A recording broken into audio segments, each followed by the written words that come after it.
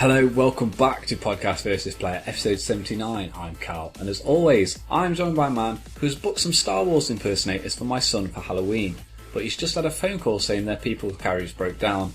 All we know is they're in a Ford Galaxy far, far away. It's only bloody Dan. Oh, the zinger. it's another zinger. It is. I had another one, but I chose to leave it out for reasons, but I will tell you it at the end of the show. Legal reasons, maybe? Possibly. Okay. How are you, sir? I'm very well indeed. Yourself? Good. I'm not too bad at all. Would you like some news to make it even better? Yeah, I'll have some bloody news. First up, Dan. Marvel and Netflix have been teasing their new show Jessica Jones for weeks, but finally a full-length trailer has arrived. Yes. And we've watched it, as I'm sure most of you have. Hopefully. The 13-part show is based on the Marvel comic book Alias, which ran for 28 issues between 2001 and 2004. It stars Breaking Bad's Kristen Ritter as a failed superhero who has abandoned the crime-fighting life to become a private detective in Hell's Kitchen, New York. Former Doctor Who actor David Tennant co-stars as the deadly mind-controlling villain Kilgrave, otherwise known as the Purple Man. Also appearing is the Matrix stars Carrie-Anne Moss and Mike Coulter, who play fellow hero Luke Cage, aka Power Man. Cage will also be getting his own show in 2016. Yeah, so is this going to be the launch platform for Power Man then? Yeah, this is basically going to be the kind of like the Flash was with Arrow, I'm going to assume. Yeah, it's kind of like an origin thing. Well, no, because wasn't he always Power Man? Yeah, but it's going to be like an origin. This is who he is. Do you reckon it's going to be like Wildcat then? It's just like, look, I did it for ages and I kind of gave up the gig because there wasn't much in it for me or whatever. Possibly, yeah. I mean, do you know anything about Jessica Jones? Or... No. Only Luke Cage and Iron Fist through Deadpool. Yeah. But Jessica Jones, no, I do not. No. I don't know a hell of a lot. I know the Purple Man is like, it's her, like, basically arch nemesis. And he gets in her head and he makes her do depraved things, horrible things, sure, and whatnot. And he's back and she's trying to track him down. I'm guessing that's going to be the same synopsis. Yeah. Anticipation is very high for Jessica Jones, as is Daredevil, which returns for a second season next year. A short trailer for the show was released earlier this month, and season 1 of Jessica Jones will hit Netflix November 20th, 2015. Do you think there's going to be a lot more where this came from? I think if Daredevil continues as well as it has and is as well received as it has, Jessica Jones does well and Luke Cage does well, then I think we could see a lot more Marvel Netflix shows. Which, as long as they all keep to the same kind of standard, I'd be absolutely fine with, because it will bridge the gap between, Daredevil, if Jessica Jones is any good, then the next season of that, and then Supergirl, and then you've got Gotham, Arrow, Flash. So it will sort of tide you over until the next season comes along that you're really into, like The Walking Dead or whatever, or the next DC or Marvel film comes out. But they're making pretty good tracks on their own, because although Daredevil's still in the MCU, it's still kind of removed from it, but better because it hasn't got all the sort of comedy and sort of all the pre-existing characters and stuff. Everything's new. Yeah. There's a lot of references, but... Oh, yeah, but it's very violent and... Yeah, it's a lot more violent than you see in an MCU film. Yeah, but we talk about Daredevil enough, so Jessica Jones, I am looking forward to it. Very much look. I think this could be what Constantine should have been, i.e. popular. Well, that's the thing. Constantine wasn't popular, but it was good. It doesn't matter, does it? I know, but that's the thing. Look how long Blue Peter was running.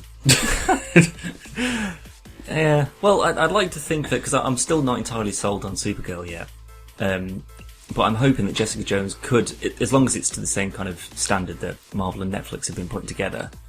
I think they're going to put a considerable more amount of effort into Jessica Jones than Daredevil, purely on the fact that it can't fail.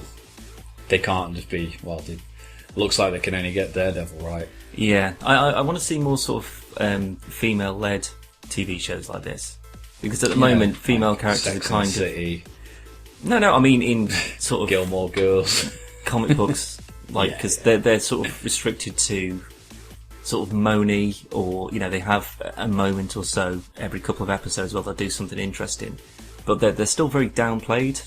And I want to see a Captain Marvel or Wonder Woman or something like that. There's got to be a line, because obviously Arrow is the start of Arrow, because obviously. But then you look at like Laurel as Black Canary, and even Felicity, and even though Laurel is technically a hero now, she's still 70% of the time a damsel in distress. Yeah, she'll run in, she'll attempt to beat some people up, she'll get the shit kicked out of her, and then Diggle will come in and shoot someone. Yeah. So it's not really, it's more a hindrance. Yeah. Whereas something like this could, she may very well get her fucking ass handed to her here, there, and everywhere by fucking the Purple Man just messing with her mind and stuff. But just off the trailer alone, she looks very empowering. Yeah, definitely. And this is, I really hope that this is the start of something new.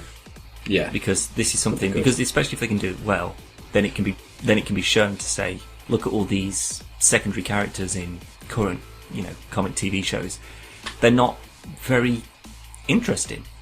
Whereas Jessica Jones, she pops up, and all of a sudden she's, sarcastic, funny, she's brilliant, she's really strong, and, kicks shit out of everyone. Well, the thing is, I mean, like the comic, this was the first comic to really push, in films, TV shows, comics, and everything else, where the bad guy and the good guy, they'll have a big talk off before anything happens.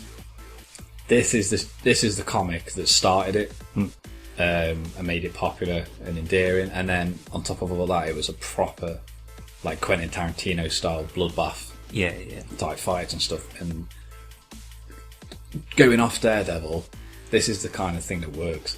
Absolutely, because I mean, they did show the sort of the hyper violence that's in Daredevil in any of the trailers. Yeah. So I'd like to think that Jessica Jones has got a similar kind of disregard for, censorship, and we don't need to make it that violent. It's like, no, you want heads popping off, that's what you want. You want it to punch someone so hard, a fist goes through them, that kind of thing. That's what we need to do. Yeah, so I do like the idea of it. Any other sort of female comic book characters you'd like to see have a TV show of their own? May Parker. May Parker? Really? What, as the Incredible Spider-Woman? Yeah. Well, there was a run where Aunt May was Spider-Woman for a bit. Yeah, I mean, someone who's maybe been launched as a hero of some kind rather than just, maybe not even a hero. What about focusing on a villain? You know what? I don't really know. I'd quite like to see a series about Rogue. Oh yeah, one of the X-Men. Yeah, that's not bad. Not only is she like strong, she's got really cool powers and stuff, but it could be a very like a isolated film where she can't be in contact with people. Yeah. So she's constantly trying to get out of the way and keep out of trouble, but it always manages to find her. Yeah. I think that'd be actually quite a good series. Yeah, definitely. If it's handled correctly. Have you got any ideas before we move on? I'd quite like to see a She-Hulk TV show. Because that would be a similar kind of vein to Daredevil, in the sense that she's a lawyer. Yeah. So she could be not just she doesn't just have to be super strong and running around smashing stuff up.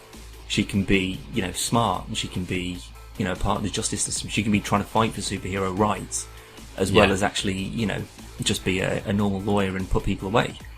But she can still step up and throw a truck at someone if they need it. So I think that would be quite good. Yeah. Expensive. Plus, she could do the sort of Deadpool talk to the camera kind of thing, because she's a fourth wall breaker as well. Yeah. So if you wanted to bring in this sort of, to be fair though, that's what Deadpool's got going. But then again, Marvel aren't doing Deadpool. So exactly. Yeah. So I mean, if Deadpool works well, then I think it would open it up to say these. What other fourth wall breaking characters have we got? Howard the Duck. What about him? Well, that's already happening, isn't it? Oh God. That was a teaser at the end of Guardians. No. They said that was nothing to do with. That was just for funds. Was it? Yeah, there wasn't anything. Oh, there you go. News for me. Yeah, no. That they specifically said that was just for the lols. It wasn't anything to do with like a teaser for a new film. Well, speaking of lols, Dan, our next bit of news. As part of Microsoft's latest earnings announcement on Thursday, the company did not share a new Xbox One shipment number, as it turns out. This was by design. GameSpot was informed that Microsoft will focus more on Xbox Live usership figures instead of console shipment numbers going forward. In its briefing Thursday, Microsoft announced that Xbox Live had 39 million active users in the last quarter, which is up 28% year over year. An active user is defined as somebody who has signed into an Xbox Live Live account in the past month. In a post-earnings financial call, Microsoft CEO Satya Nadella added that about half of all Xbox One owners log into Xbox Live every single day. Revenue generated from Xbox Live rose 17% compared to the same quarter last year. Microsoft said this was driven by more total transactions as well as higher revenue per transaction. Microsoft isn't doing away completely with console shipment numbers, only that it will place greater emphasis on the, quote, engagement with Xbox Live. Microsoft also sees this as a way to more accurately measure engagement with the Xbox ecosystem. Now, the total revenue for hardware fell 17%. And Microsoft attributed this downtime mainly to fewer Xbox 360 consoles sold. By comparison, during the same period last year, Microsoft shipped 2.4 million combined Xbox One and Xbox 360 consoles. So, last year, they sold 2.4 million Xbox Ones and 360s combined. Yep. Whilst Sony was selling like 12 million PS4s alone. So, I'm guessing that they are not releasing figures anymore because of how dire they are. Yeah, but just because if you've got a silver account or a gold account, as long as you're connected to the internet and you've got your Xbox connected to, set up to connect to the internet whenever you go on it, then as long as you're using that Xbox for anything, then it will register as you being an active user, although you may just use it for Netflix. Your Windows 10 account acts as an Xbox Live account.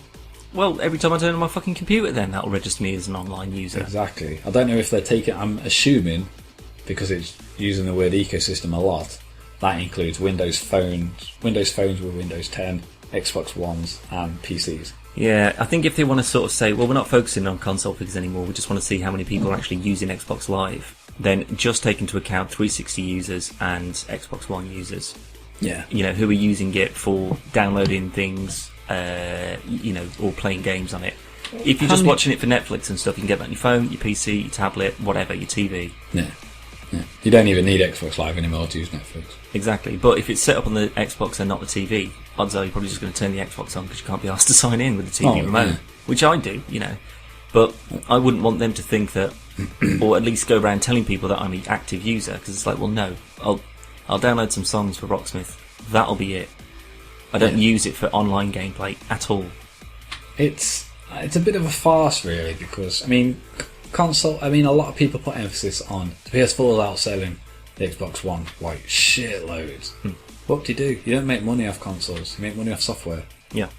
So, alright, the Xbox One's not doing, it's not doing well at all, but they could be making more money on, it's unlikely, because if there's more PS4s out there than there are Xbox Ones, the chances are they're making more money on software as well.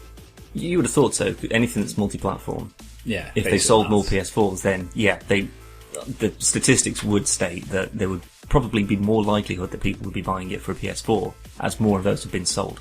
Yeah.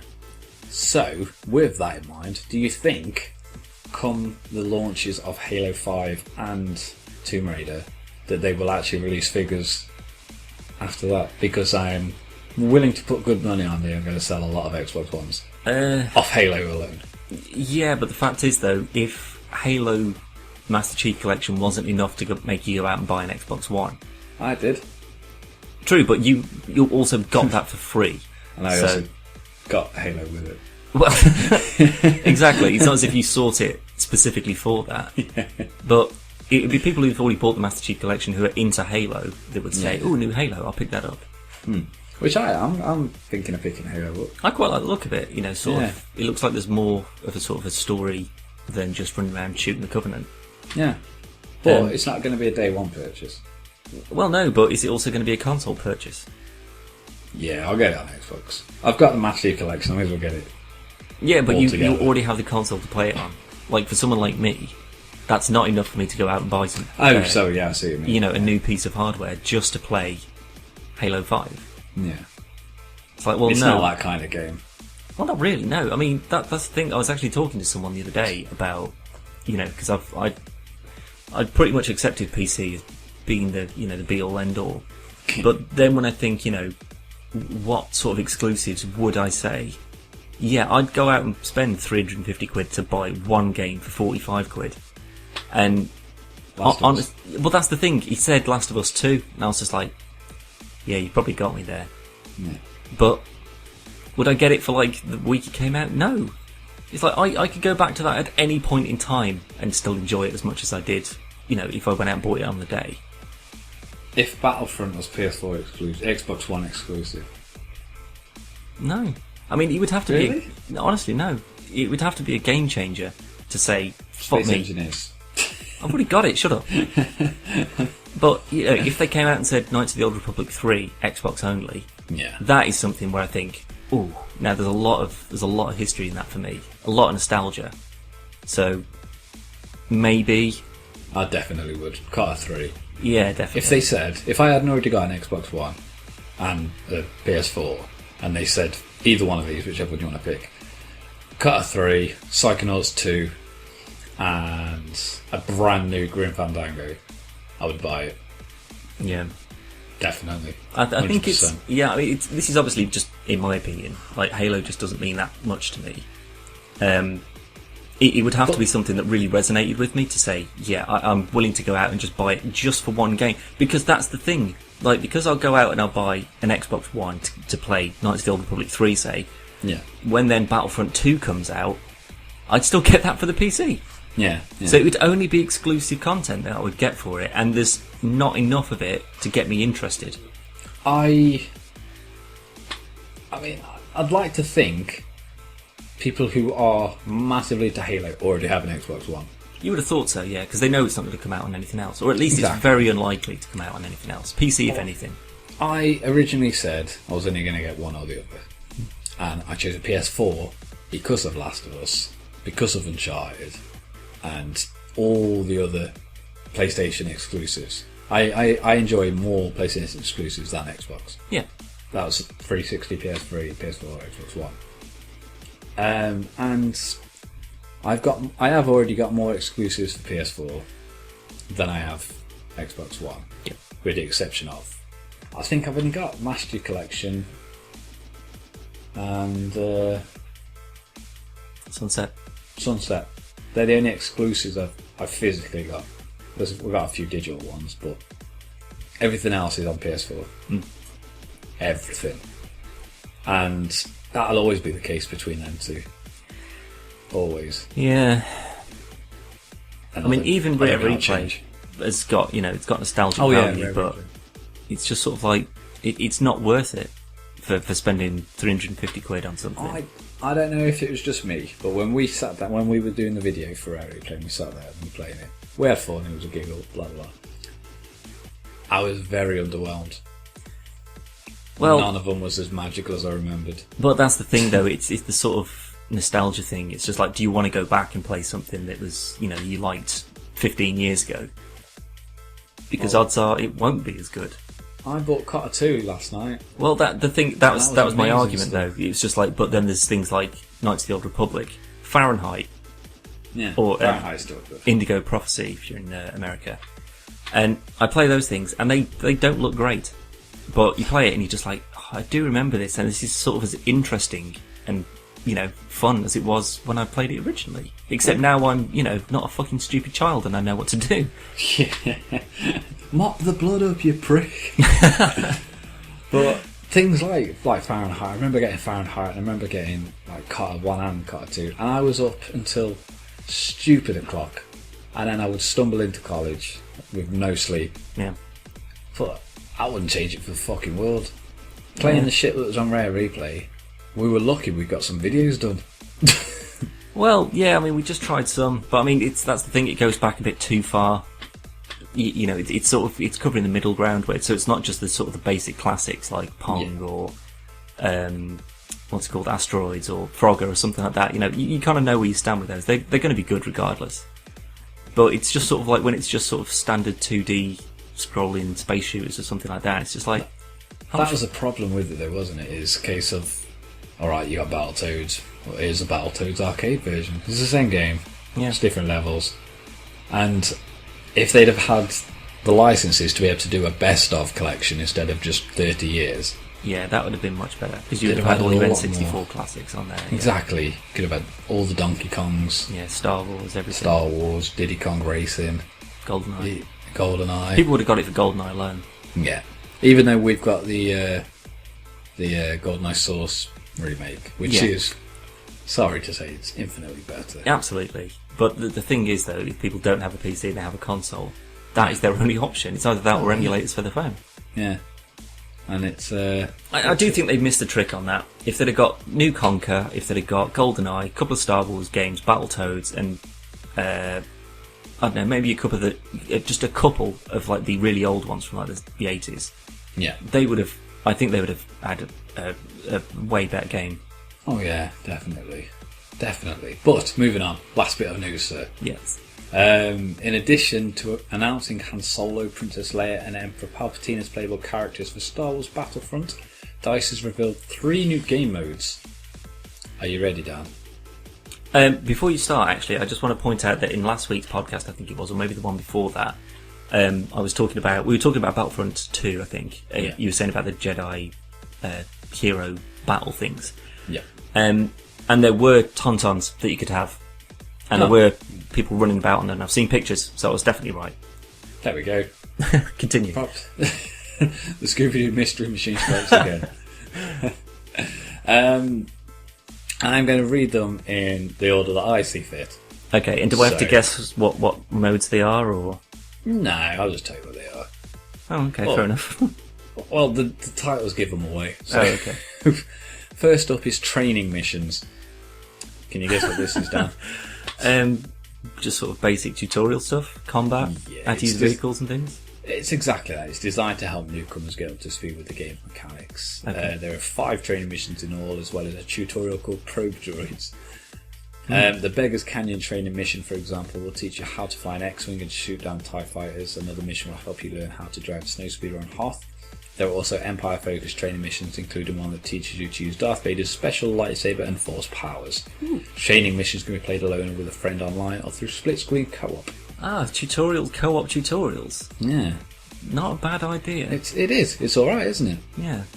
The next mode is called Battles. In this mode you can play against a side of AI-controlled enemies or against other human character. If you're playing with another human, matches can be 1v1, or it can consist of 2 human fighters alongside AI enemies that also fight against each other. Whatever the case, the objective is to collect tokens that drop when your enemies fall. The first side to 100 points wins, and there's a variant of this mode called Hero Battles, where you play as a hero or villain character, such as Darth Vader or Han Solo. Not bad. The next mode, and the last of the new modes, is called Heroes vs Villains. Oh, now we're talking. As the name suggests, this mode pits 3 hero characters against 3 villains, while the rest of the side is made up of Rebel or Imperial troopers, meaning it's really 6v6. Matches are designed to be short and intense, and when a hero or villain character is killed, the player respawns as a standard soldier. The goal is to either kill all heroes or all villain characters, or have the highest number of hero or villain characters alive at the end of each of the 3 rounds. This means players must simultaneously play offense and defense. Ooh. I like that. It's rather than just a free-for-all clusterfuck. It's kind of like, if you get killed, you turn into one of your just sort of general minions. Yeah. So you can still play. Yeah, so you're not just running around trying to kill everyone, because you need to try and be a hero character in order to take out the other hero characters. If you die, you're Darth Vader, you die, you've then got to take into account, you've got to protect whoever the other heroes are. Yeah. Well, if you're the minions, do you get unlimited respawns? I'm guessing so. Yes, otherwise it would just be like 3 random Imperials, Palpatine, Vader, and Boba Fett versus one rebel guy. He's just running around like, oh god. Those modes make up the list as follows: Walker Assault, Fighter Squadron, Supremacy, Cargo, Droid Run, Blast, Drop Zone, Heroes vs Villains, Hero Hunt, Training Missions and Battles. brackets, including hero battles. Well, that's a lot more than was shown in the beta. A lot more. Yeah. Now, it does seem that the price they're asking for the season pass is probably getting a little bit more reasonable. I mean, don't get me wrong, it's still a lot, but I'm still not going to get it. Well, that's just going to be in the standard mode, though. So by the time that you're getting sick to death of that, you can go out and get the season pass for half that price, and then get all the content that's coming out as well as everything that's already been released. Yeah. So I'd say that's for just pre-ordering it and getting your standard pack. That's pretty damn good. There's a lot there. There's a lot more than people expected, I believe. Yeah. Could be wrong. Anyway, that's it for the news, Dan. Our main story is a sad one. Oh. This is the last podcast. What? Is this like Silver Black? Are you closing down the channel without even telling them? Live on TV. But if you want to check out my new channel... What? No. Uncharted 4 is, quote, the end of an era for Naughty Dog. Uncharted Naughty Dog 4... are closing down? No. Oh, okay. Uncharted 4 Thief's End represents the end of an era for Naughty Dog as a studio. That's according to co-director Neil Druckmann, who talked about saying goodbye to Nathan Drake in a new interview. We get more and more that feeling of this definitely being the end of an era for us as a studio, Druckmann said in the latest issue of official PlayStation magazine. We've been with this franchise for almost 10 years now, from inception all the way to this point. Luckily we don't get too much time to dwell on that feeling because we're so busy, but every once in a while, Druckmann also revealed that after he and Bruce Staley were brought on to co-direct the game in the wake of Amy Hennig's departure, they decided to change the story significantly. I remember when Bruce and I came onto the project, a few weeks later we pitched a pretty new story to the team, kind of like a new direction for the project, he recalled. A lot of the things we were doing were pretty rough and we just slotted them in. So there was an ending, but it wasn't as well defined, and at some point we defined more of the plot and more definitive ending, and we did a second pitch for the team. Uncharted 4 is the final entry in the series to star Nathan Drake. However, with millions of copies sold and a movie in the works, Uncharted is unquestionably a big name franchise that still has life left in it.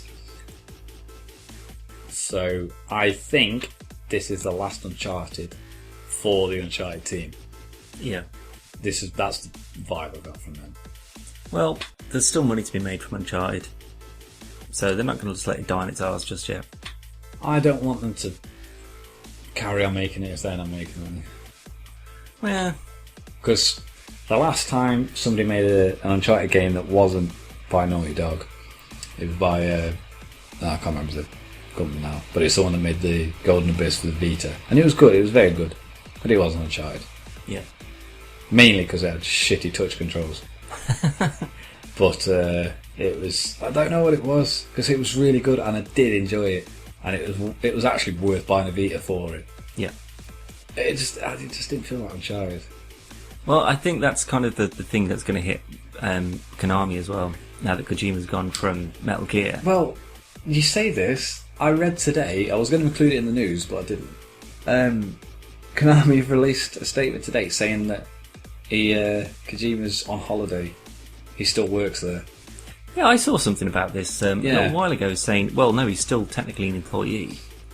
He's just decided to take a very long break, which, alright, fair enough. If that's the case, there's been a misunderstanding. Why the fuck have they taken his name off everything? Well, they certainly haven't taken it out of the game. No, it pops up about every 10 minutes. Out of all the physical releases, it's not a Hideo Kojima game.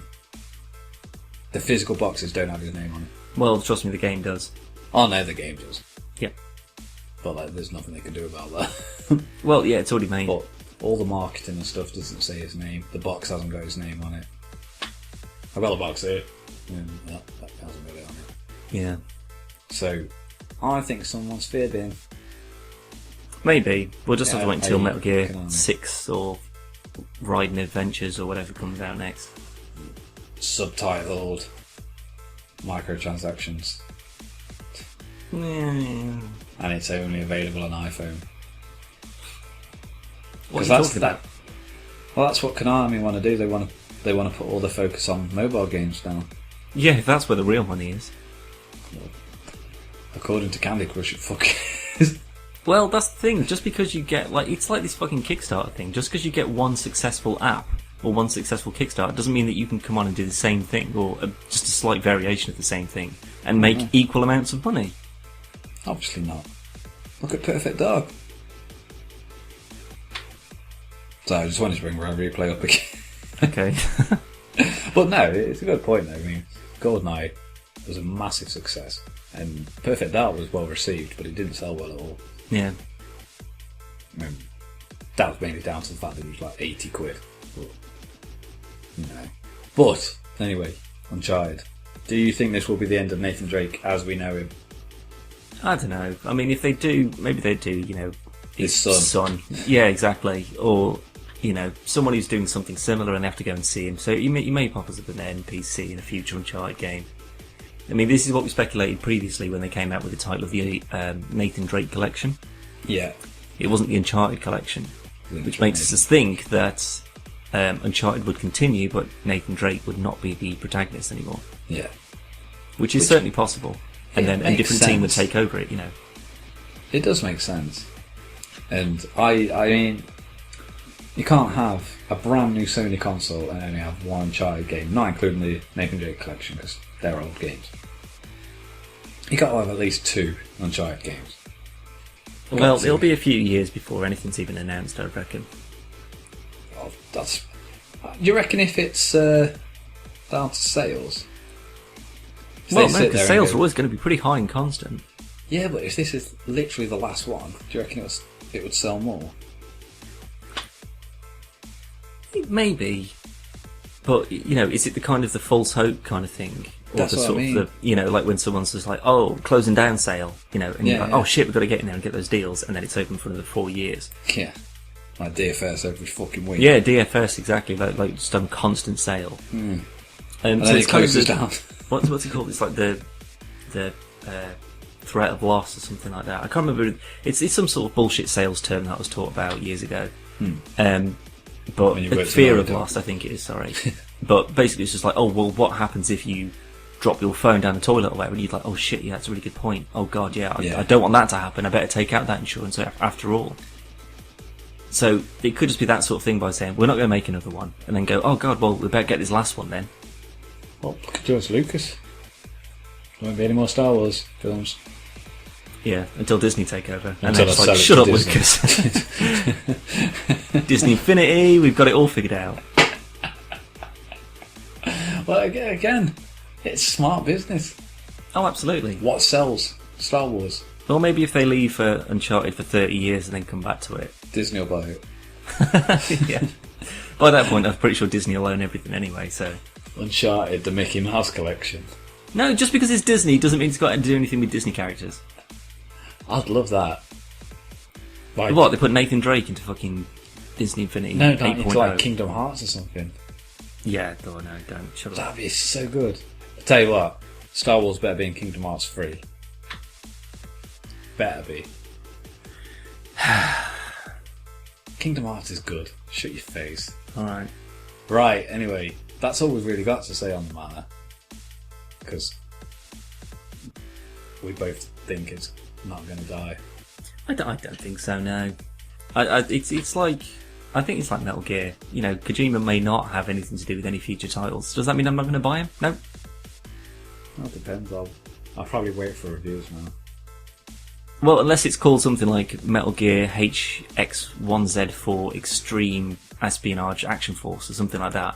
In which case I'll just be like, awesome, I don't want to touch that. I want to pre-order that now. Fucking barge pole. Well, I can't just go off the name. Oh, I can. Whenever there's an XVZ, a 1 Extreme with just an X, anything that's just sort of like paintbrush is slapped on to make like the logo, anything like that, I can't stand it. Pre-order now and get the Radical Edition DLC. Oh no, it'd be like Ultimate Ninja Bikini Pack or something. And just... it's just Raiden in fucking heels and... Well, they've already put him naked. They'd have to do something better than that. Well, he's already technically got heels because he has the fucking blades come out his... Yeah. Sexy Raiden. Oh yeah. Sexy Raiden, Rule 34. Yeah.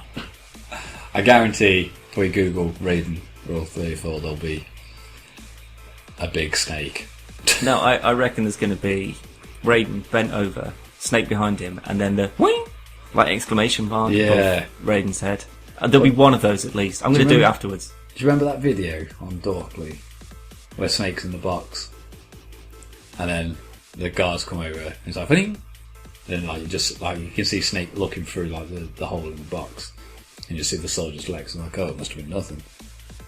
Yep, it's just us here. And then they just start making out, and then from the other side of the box you can just see Snake's eyes, and then one of the soldiers just bends the other one over the box, and it's just Snake's just like silently crying, and then the general comes. He's like, "What's going on?" It's like, "Sir," and then Snake's like, "Oh, it's over." And then the general's like, "Can I join?" And his eyes just open. Brilliant. Oh, no way. Anyway, that's all we've really got, to be fair. We have a special video coming up on the channel that we meant to do the other day, but we forgot, so we're going to do that. And that is obviously Star Wars. What? The old Force Awakens. Oh shit, right, the trailer, yeah, of course. Yeah. I don't know if anyone's heard about this, but there was a new final trailer release for Star Wars. Yeah, I think there's a new film out. Maybe. I don't know, I think you might have mentioned it to me, I don't know. I don't really keep apprised of these situations. We're not big Star Wars fans, to be fair. Oh, no, not at all. It's like Captain Picard and all that. It's just, it's not really my thing. It's when they started bringing Darkwing Duck into it, it was just lost it for me. Goofy. Yeah.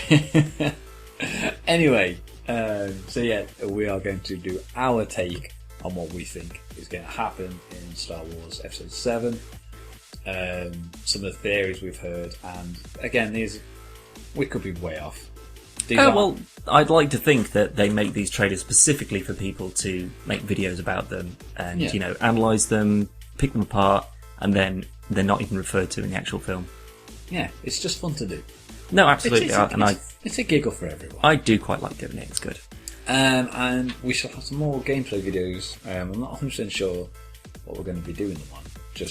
Well, I do. So I'm on the ball with these things. We've got some more GoldenEye Source. We mentioned it earlier, but we're going to be returning to that. Some more PvP maps. We're also going to be doing some Don't Starve Together. Yes, we are. Which there's a beta for that.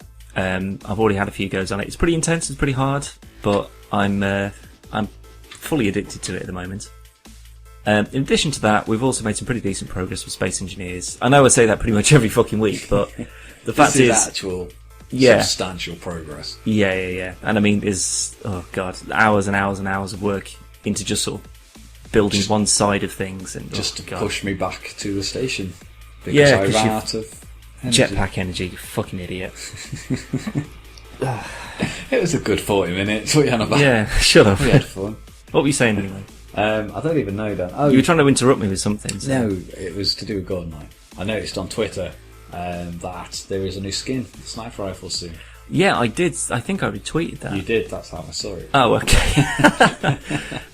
So I do want to kind of get in there and have a look at that and see if it's been implemented yet, and if so, how it looks. But I would like to think that they're saying, well, we've got all the, the traditional GoldenEye weapons, we've reskinned them all.